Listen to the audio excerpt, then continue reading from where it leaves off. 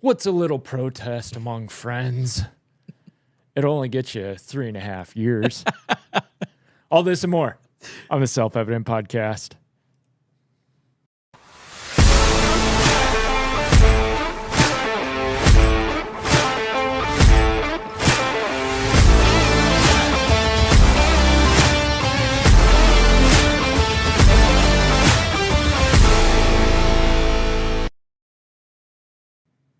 Welcome to the Self-Evident Podcast. You got Mike. You got Massey. We're back. We're back. The We're tandem is back. Everybody's the going, dynamic oh, duo crap. is back. The Sultans of SWAT are back. The Kings of Swings are back. There we go. Name that reference. Not you, them. I can't remember what the song is. Oh, Sultan of SWAT. Yeah, Sultan of SWAT. Yeah. That's Babe Ruth, dude. Is that who it was? Mm-hmm. Sultan of SWAT. There you go. See? So consider us the Babe Ruths of low-tier podcasting. I'm prophesying that our podcast is the best. So, guys, welcome to Self-Evident Podcast. Mike is here. Thank you, Jesus, because we need Mike. My wife, though, did amazing last podcast. She did so good. Everybody tells me she's such a natural. It's like, well, I can't get her to do more than one podcast every 2 months because it's just not her shtick. But, like, that's cool. And maybe she might. We don't know. We don't know what's going to happen. But, again, you're the one opening. What am I doing? No, you do. No, go Not for you, it. no. No, it's all you. No, that's fine. No, I've got work to do in the back if you want to go ahead and roll this. I'm just giving him crap. All right. Do not forget to go to theselfevidenttruth.com. Yeah. Get yourself some merch. Yeah. And is the pre-sale stuff up on the website yet or no? The pre-sale of the book? Yeah. Yeah. Okay. Yeah, maybe. We've got... Check it out. Because we know what's going on. Right. Obviously. Anyways, we've got all kinds of resources. We've got merch. We got shirts. We got all of that stuff. Get yourself some of that. And we have that Burgers in America thing this Thursday. That's so right. go on our You wanna website. pitch that? Yeah. So we have a little gathering going on. Small. If you guys want to be a part of it, you can. It's just kind of showing some sneak peek vision for the future here in 2025. Also, just to get to know the ministry. So it's here in Port St. Lucie. If you guys haven't signed up, go to theselfevidenttruth.com. And you guys can sign up. It's called Burgers in America, and we'd love to have you there. It's about we're already over halfway full. It was a small gathering anyway, so if you guys want to sign up, you guys can do that. And you guys will find out some really cool stuff about SE and what we're doing moving forward, and what really God put on our hearts for the future here and what we're doing. So it's gonna be fun. All right. Let's get into this. Why not? So yeah. This is a contentious. It's not contentious to the conservative world. They're all like, oh my gosh, she's amazing. But it was contentious when you find out a lot of information. I'm not against her speaking, this lady we're about to talk about. Right. But it's a lot. Yeah, there's more to it than just Meets the eye. mom of toddler gets thrown in jail for 3.5 years. Now, for freedom of speech. for exactly, just for saying abortion is wrong. That's not exactly what happened. And we're reserving judgment. I've got some interesting parts at the end of this of different perspectives, right? And we'll get into that. But what happened? Bevelyn Beatty Williams was given 41 months for blocking the entrance to a Planned Parenthood clinic in Lower Manhattan in June 2020. Now, that's the line that a lot of people ran with. All she was doing was blocking the entrance, and they gave her 3.5 years, and she has a child at home, and how dare you do this to her? Right. I'm not disagreeing, but I'm not necessarily agreeing at the same time. Sure. I mean, and two, like, who is for the grotesqueness of abortion? We're more on the abolition side. There should be no abortion. And I know that sounds really, really extreme, but that's where I stand, and we're going to do everything we can to do that. But there comes a point, too, where it's like, okay, it wasn't just one instance here. There's more to the story.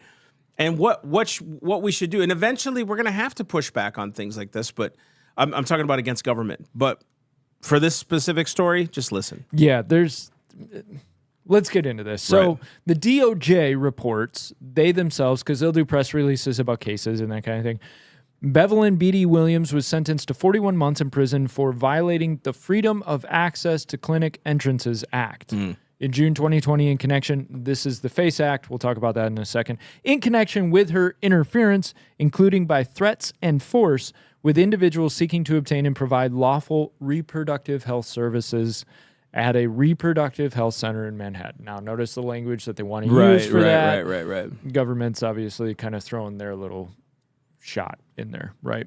On June 19th, 2020 and June 2020, Williams threatened and used force against patients and staff members at a reproductive health center located in Lower Manhattan and blocked patients and staff members from accessing the health center. In one instance, as captured on video, Williams pressed her body against the door of the health center's patient entrance and refused to move, preventing a healthcare volunteer from entering the health center. Williams purposefully leaned against the door, crushing Victim 1's hand. Victim 1 yelled, "She's crushing my hand," but Williams remained against the door, trapping Victim 1's hand and injuring it. Now, moving down. On the live stream on June 19th, 2020, Williams stood within inches of the health center's chief administrative officer and threatened to terrorize this place and warned that, "We're going to terrorize you so good, your business is going to be over, mama." Similarly, Williams stood within inches of a health center security officer and threatened war. Williams also stated that she would act by any means necessary. Now, this is not the first time she has done this type of thing. At clinics across the country, including Florida, Tennessee, Georgia, and Brooklyn, New York. For example, in January 2022, Williams traveled to a health center in Fort Myers, Florida, where she directed other individuals to block health center entrances. So this is kind of her MO. Block the entrances, get in people's faces to keep them from doing what they're doing. Now, the FACE Act, what is this? So this act, and we've talked about this a little bit before. Can we before we get to that, can we talk about, so there's going to be some of you that say, what's wrong with her doing that? They're killing babies. This is what they're doing. Yeah, and there's a point too where it's like, and this is what I preached on this yesterday. At the time of this taping, this is Monday, so we're filming it today, recording. I'm a 90s baby. I think there's a point to where you have to analyze before God: is your heart in righteous anger or is it in fleshy anger? You got to know your poison there, right? Like what are you acting out of, right? When you start crushing someone's hand in a door, I think there's something wrong with that. I think it's like, okay, now you're doing maiming physical force. Like, if they have not engaged on you, are you engaging that on them? And then to threaten war and all that. Terrorize you. Yeah, any means necessary. You start to cross lines that have not been drawn yet, right? Mm-hmm. We get it. I am totally not for someone killing babies, right? But I also cannot use murder to prevent murder. Yeah. Does that make sense? It's a tricky situation to be in. And I don't know what you feel about that, but it's like there's going to be people who say, what's wrong with her doing that? She needs to stop it, blah, blah, blah. It's like, okay, so take life. Like, in your mentality at the end is taking life, right? So taking life in order to prevent the taking of life, right? When it's not done to you. It's a tricky place to be. It's very tricky. And I'm actually going to skip the FACE Act. And you started this. But we need to talk the FACE Act, though, too. And camera's on me right now. There you But I mean, you're talking. I love you. I'm just trying to do the right thing here, I'm trying to make this work. I'm just helping him, man. Giving me 3 different things. He's talking, and my fat face is on here. You shot my final segment. Oh, I'm sorry. I'm sorry. Let's reserve that. Let's reserve it to the end then. Okay. Because stew on what we just said, and then move on to the FACE Act. Because in the final segment, what I've got is we take different outlooks, because you're kind of touching into this concept of, okay, what are the different outlooks and how people are perceiving it? Yeah. And I'm with you of, man, it becomes a tough topic, because there's how do you act this out as a Christian? Yeah. So we'll hit the FACE Act first, just so you know what it is. So the FACE Act, we covered this before. This is basically, it makes it a civil right for people to get access to a clinic or a medical procedure, which of course they wrap abortion up in that. Yeah. So now what they're doing is they're charging all of these pro-life protesters with the FACE Act. Right. And I was saying, what I was trying to lead into that, I know you covered at the end, but I kind of wanted a precursor what we're talking about. So I didn't want to leave the FACE Act, because I think it's important to cover and what that all means. And I think a lot of people are going to struggle with, when is it time to act? Right. In that, you know what I mean? And you cover that, but I was kind of precursoring it. So I didn't mean to jump on that part. But it's like, I know your philosophical mind starts to work, and it gives me direction on things I didn't have before. That's what I love, is like our partnership is, I'm more of a driver, you're more of like, but why are we driving? You know what I mean? Like, you give me the why in a lot of ways. So I love to pick your brain. And a lot of the times when we're doing these podcasts, so you know, we'll both agree on a topic. He'll do a lot of research. I'll do my own research, but we don't discuss our points. So what you're getting is fresh every time. So that's why you'll see him go, oh, I was going to cover that here. And I'm like, okay, I get what he's doing. But I like it because it actually keeps the conversation fresh. You know what I mean? It's not rehearsed lines or anything like that. So, yeah.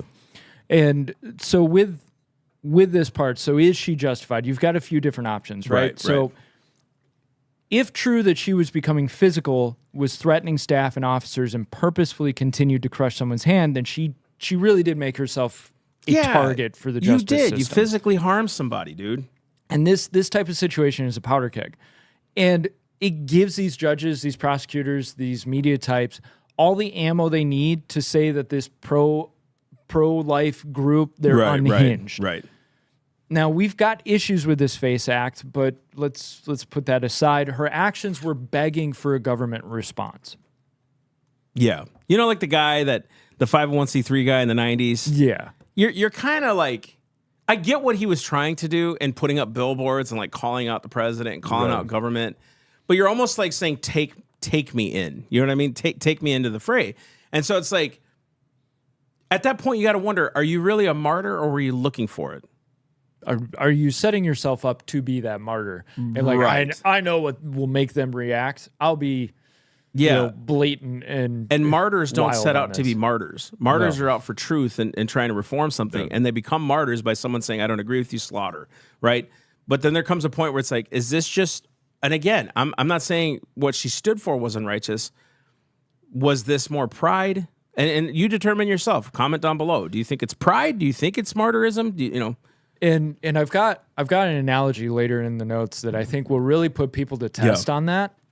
Because some people say, well, yeah, of course. And some people, no, absolutely not. There's a different, well, we'll get to that in a second. But we have seen pro-lifers who have gotten investigated, raided, charged, thrown in prison for truly like praying outside an abortion clinic. They weren't doing anything wrong. Right.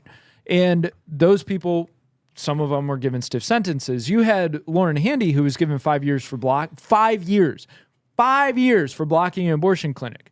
Mind you, this abortion clinic was investigated by Congress because the guy was doing partial birth abortions. Thank you. And a staff member had sent 5 bodies of infants to Handy at one point as evidence to what was going on, yet the judge made an example of Handy and gave her 5 years for preventing women from getting abortions for a few hours. Yeah, that right there is extreme. Standing in front of a door, knowing that seriously, partial birth abortion, that's murder, right? Right. Obviously, they've been investigated, and because wickedness prevails, what do you do? Again, this is where it gets really sticky. Yeah. How far do we go with this kind of judgment thing? And there's other friends we have. Cal Zastro up north, he just got some time. I think he's in I don't know if it's a year. Well, I can't remember what it is. I'll look it up. But just some friends of mine who they stand outside and preach. That's all they do. They're not like out there trying to prevent or block, but it's really trying to go out and win souls. And again, you can say their methods are wrong, whatever you want to do, but it's like that's freedom of speech. Here, it's like 5 years for exposing partial birth abortion and body parts. Right. That's where it gets a little hairy. You know what I mean? And even Nicole Russell of USA Today wrote back in May that the sentence was extreme, right? So you have even people on the other side going, okay, that was extreme. A little far. And Russell made sure to say, now, Handy wasn't right in what she was doing, but that's a little far to go 5 years. Yes. And here's something that you may get from conservatives, and this is an asterisk. This is one of those different analogies that help us put it in perspective. You may argue, well, it's private property. And that's what the government is really arguing is, look, this is private property and you're keeping people from being able to do a free business or doing business freely on private property. Yeah. Now, here's my analogy. So we might not want somebody charged for keeping patrons out of a restaurant. Let's say you have a restaurant or there is a restaurant and people are just like, they want to be patrons, but other people don't like the owners, which we've seen happen in the owner's political view. So now they're protesting and trying to keep people out of that restaurant. Yeah. We go, that's private property. You're infringing on somebody's freedom to do business. Yeah, free exercise. This is wrong. Free exercise. Now, This is a little bit different. Let's say the restaurant doesn't just serve food, but patrons can bring someone against their will, and the restaurant will turn that person into food. Grotesque, but you might see the actions of the restaurant as falling outside of the private property argument. So the private property argument kind of comes with an asterisk on this whole thing because there's a moral situation to this. Now, I'm not justifying her actions or behaviors with these clinics, but we do have to see it from all angles. So first, let's do the judges, prosecutors, pro-abortion crowd. Their position, and I do not believe that the vast majority of people that are defending these clinics and saying you have to let these clinics do what they want, I don't believe necessarily that they're outright like, I want to see how many kids can get killed. What they're talking about is like, no, abortion is a woman's choice. It's access to healthcare. A woman needs this as healthcare. Yes, they believe in what they believe, and it's not for them wrong. And it is, obviously murder to the Christian. But we always have to understand who we're coming up against. They're still in darkness. They're blinded by darkness. What are you going to expect them to do? Mm-hmm. Right? You can't be shocked by how they react or what they do because they're in darkness. They believe this is a legal thing to do, and they believe it because it's legal makes it right. And that's really dangerous when it comes to law. Just because something is legal does not make it right. And so you got to see it from that angle too. Like I empathize. I'm cautious of that word too. I understand where they're coming from. I don't agree with where they're coming from. That's why we stand against this stuff. But you got to understand where they're coming from so that you know how to properly go and talk on that issue or tackle that issue, if you will. And they will see these pro-lifers as they're trespassing, they're assaulting people, they're disturbing the peace, they seem a bit deranged and trying to close clinics for a few hours. And they're probably thinking, look, if we don't throw the book at these people, how long before they get bold enough to bring some bang bang sticks or boom boom toys to a clinic, right? And we have seen that type of thing happen before. You cannot, as a conservative, say, no, that's never happened before. Well, it has.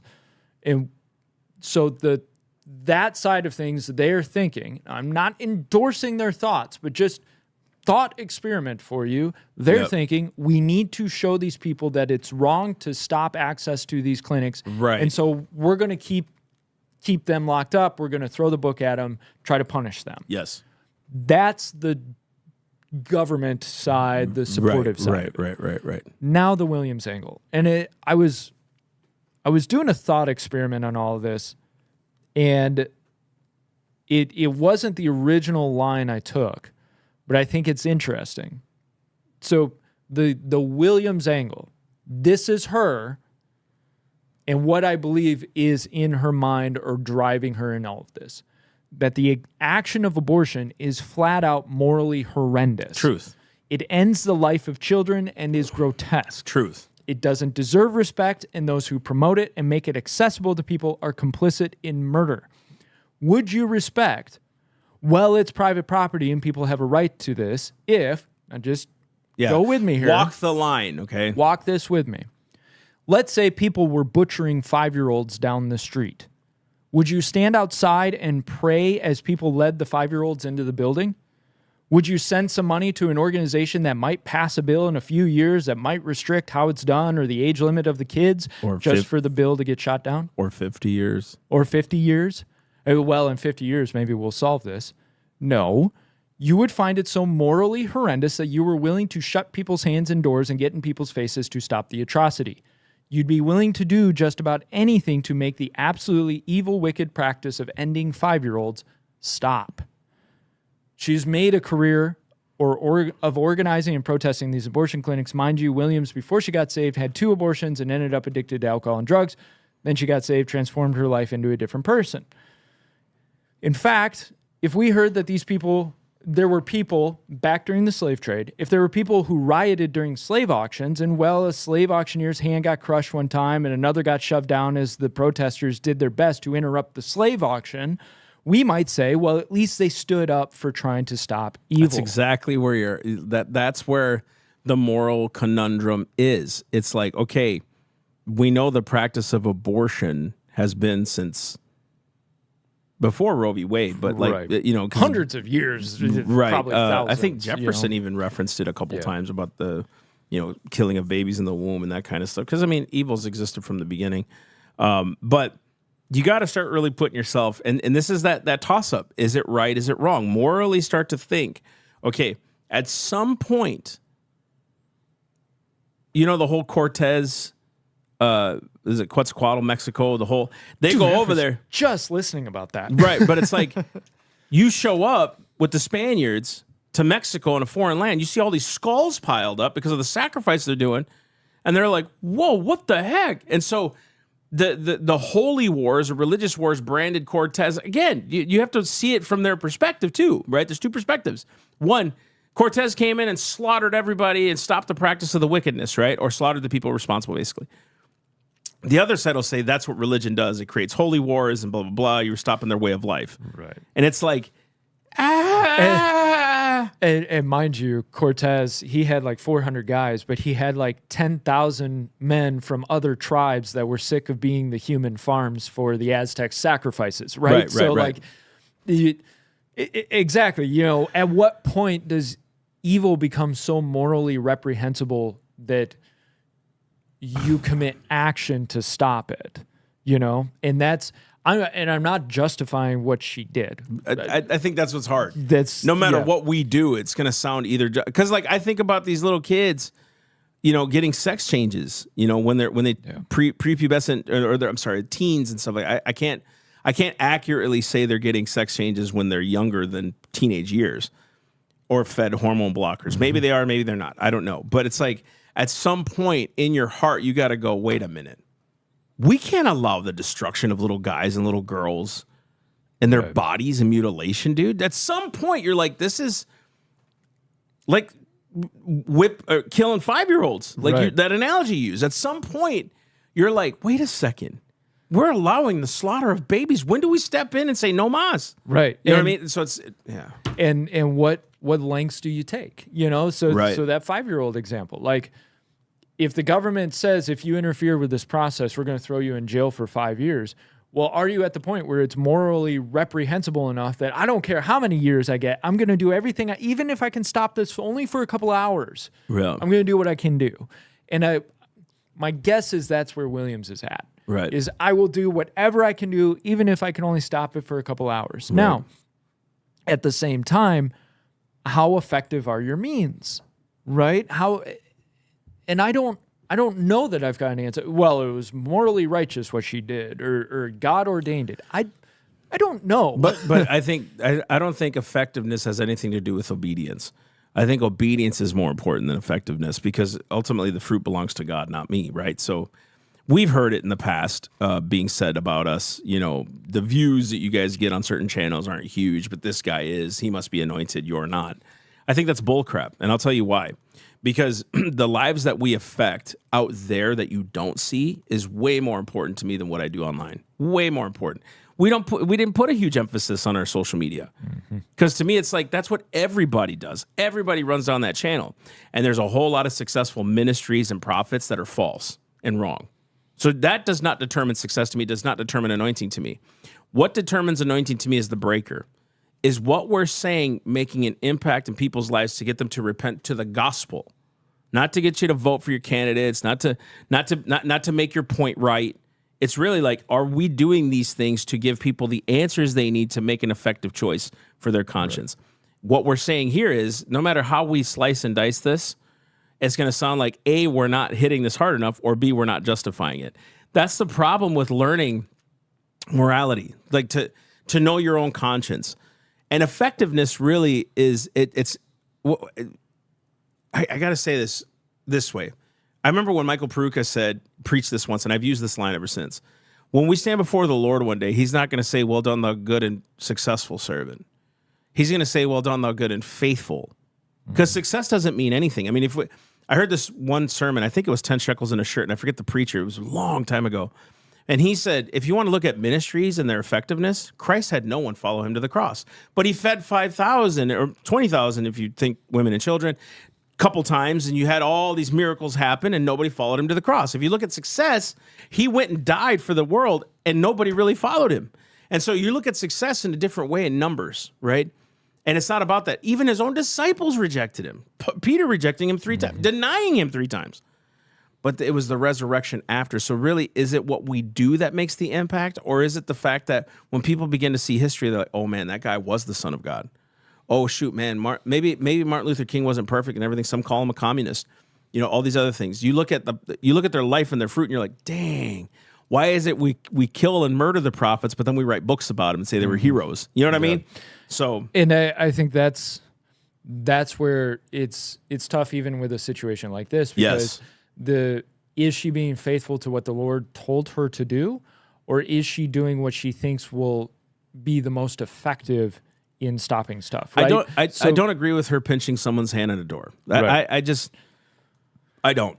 No, I think defensive violence is a situation that is a last resort. Right. I agree. Stopping volunteers from walking into the place for a couple hours. Now, maybe some people were changed that day. I hope so. Maybe. I hope so. But there's possibly. also people who are transformed and changed when protesters merely say, "Hey, can we pray with you? Yeah, we just want to love on you. Yeah, and we want to show you another way." And there's plenty of souls that have changed that way. There's plenty of women who have stopped abortion. There's plenty, and I'm not saying that's the only course, but if you're going to do something legally, if you got arrested for simply sitting out there and blocking, I get it, okay, and then you can go to court for it and say, I think this is morally reprehensible, and you can kind of make your case. I think when you hurt other people, that's where it gets a little weird for me. Yeah. Because Jesus didn't send me to do that. Our founders were on the defensive. They tried to olive branch. We just went through this in our Constitution course, and you just went through some of this last night with our Constitution course at the church. Olive branch after olive branch was sent. It was being unheeded. And then the king says, you know what? Bounties on your heads. And then they're like, well, now that we're in this, we got to defend ourselves, right? Because at the ports of Boston, that's why it was so heavy, because Boston was like, everybody was on Boston. That's where the most crap happened in a lot of ways, right? So that and nobody touched Virginia, really. You know what I mean? It was only when they were in war. So it's like you're seeing they were on the defensive. They weren't on the offensive. They weren't trying to do that. Maybe some fringe people were, but at the end of it all, when we declared independence, it was about defense. We're not getting our rights, blah, blah, blah. So here's where I think where I disagree. It's when you start to physically hurt people in the name of your cause. That's not what Jesus said to do. Right. You know what I mean? Be not overcome evil with evil, but overcome evil with good. That's where I think our heart is. No, and I agree. And I think the reason I did this whole angle thing is so you can see the perspectives of the person. Truth. Because if she is so resigned in her mind that, and it's hard to disagree with the concept of this is absolutely morally reprehensible of destroying lives. Yeah. Like this is destroying lives, innocent lives. Right. Then therefore, shouldn't the measures you take to help stop that process, shouldn't those be commensurate with the action, right? 100%. The evil is extreme. Well, then maybe you have to take extreme action to stop the evil. Right. So you may have noticed that I got interrupted because the power went out. So thank God for put office a bow buildings. on this. That's Yes. why you need to support this ministry to get us a better building. Just kidding. But you were actually rounding off a really good point, and what we were doing was what's justifiable. You actually brought up a point when we were talking about during this little snafu. Using the analogy of murdering 5-year-olds, we would act. Right. We all would be like, what are you doing? You know what I mean? Take up arms. Take up arms. Yeah, we got to stop this place. And that's where it gets really sticky, because if we believe all human life is viable, it's God's creation, then why don't we act? You know what I mean? Right. And that's where it becomes, I think the tricky part is most of these, I'm not sure, I shouldn't say most, some of these people that work at these abortion clinics don't really know. Their conscience is not been awakened to this. So you maiming them, right, it may hurt them. There are some who are diabolical, and I think murdering 5-year-olds, that's diabolical. I think that's different. You've crossed the line in your conscience. You know, we get mad at pedophiles for touching kids, and don't believe that they should exist. You know what I mean? Yeah. Death penalty for that. You know, I'm very strong on that. So it's like, man, at what point? So it's like you just determine in your conscience. We're saying about this whole story, and I hope I can say this and you round it up, but it's not as cut and dry as it like, oh, it was just a free speech thing. There was more to this. There's deeper things to think about with this. You know what I mean? And you can't just haul off and get mad at the judge, get mad at the prosecutors and all of that somehow, some way, they're just evil people that are throwing the book at her. There was more to this. She had a history of it. She obviously, it was not her standing on the sidewalk praying silently and holding a sign saying, "We want to help you. Don't do this." Right. She was in people's faces. She was confrontational. She was stopping people from getting into the clinics, shut somebody's hand in a door or crushed it or whatever, however you want to call it. And our point here is, when you think through these things, it's very important to not just haul off in action of passion. You've got to know what you're doing, the Lord has called you to do. And that difference matters, because did the Lord tell her, you need to get extreme on this? You need to get a hair's width of violence in this? Or is the Lord put on her heart, you need to be going to this, but she went 2 steps further, as opposed to praying and seeking out the people who are going in and providing protest to it in a peaceable way.